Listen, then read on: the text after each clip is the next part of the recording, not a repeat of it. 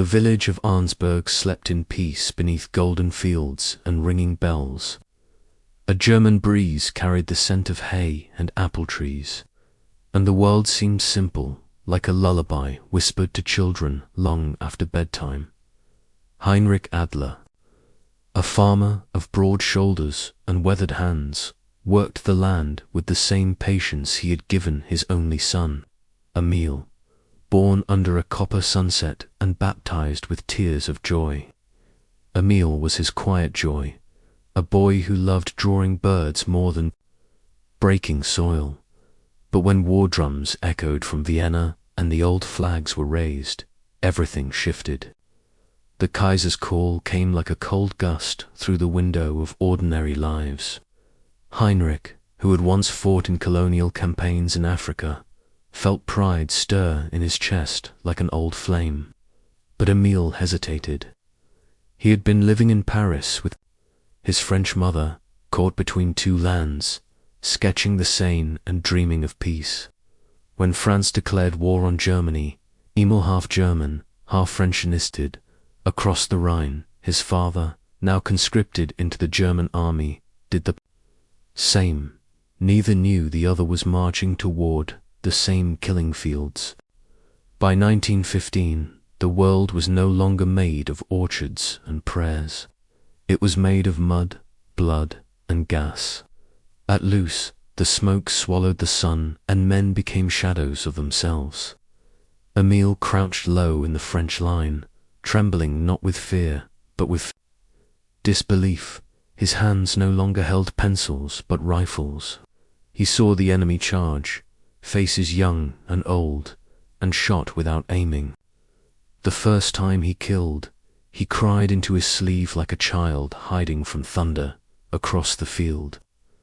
Heinrich's battalion had stormed the wire, and only a dozen made it back. His comrade Otto lay face down in the mud, unmoving. Heinrich tried to lift him, but Otto's chest was gone. Later, when he sat smoking in the crater of a dead tree, he stared at a bloodied photograph in his hand, Emil as a boy, smiling beside his French mother.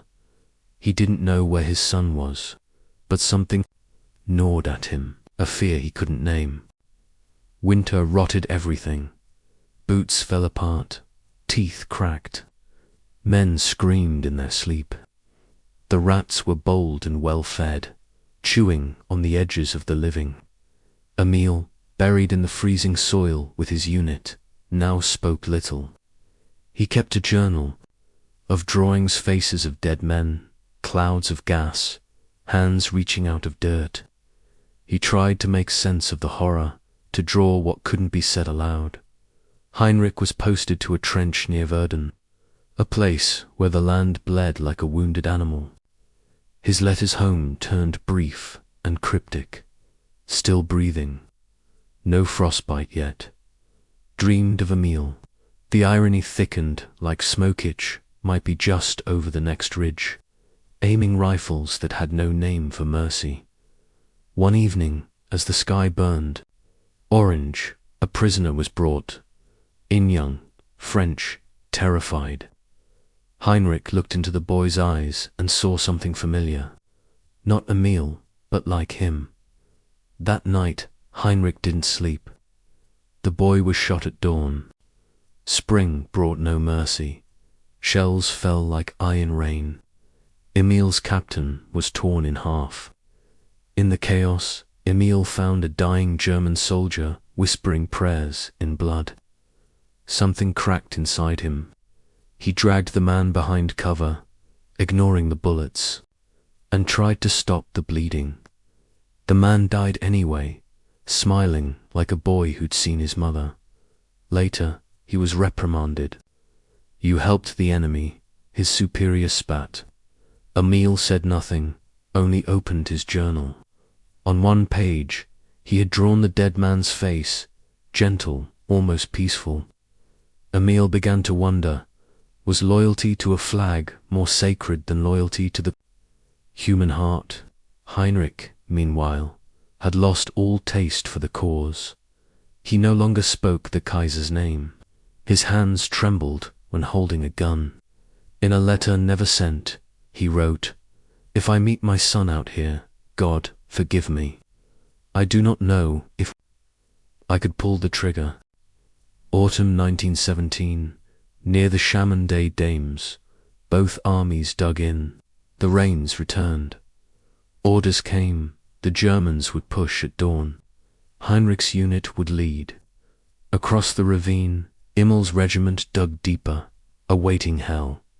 That morning, as the sun broke through smoke, Heinrich ran forward, bayonet fixed, heart thunderous. Emil, crouched behind sandbags, fired into the wave of grey. A young German fell, screaming. Another made it past the wire. Emil raised his rifle. He saw the man's face. It was Heinrich. Time froze. They stared eyes wide. Breath held. Heinrich dropped his rifle. A shell landed between them. Light swallowed the world. Emil woke in a hospital tent, deaf in one ear, legs burned. The nurses told him he'd been found beside a German body, holding its hand. They never knew who the man was. Heinrich was gone. No records, no grave. Just a name scratched in a journal. And a drawing in charcoal, two men reaching for each other across a battlefield. Weeks later, Emil was discharged, sent home on crutches. He carried with him a sack of dirt from the place where they'd stood, and the journal. On a lonely train ride through France, he wept openly for the first time. Armistice came with bells and drunken shouting, but Emil heard only silence. He stood at the border of Germany and France, looking at the woods beyond. He never returned to Paris. Instead, he found his way to Arnsberg. He walked the fields his father had once tilled. The house was gone, bombed in an air raid. But a neighbor remembered Heinrich. He spoke of his son, she said, like a prayer. Years later, Emil planted an apple tree where the farmhouse once stood. Beneath it, he buried his journal, wrapped in cloth. On a wooden cross, he carved two words: Father, Son.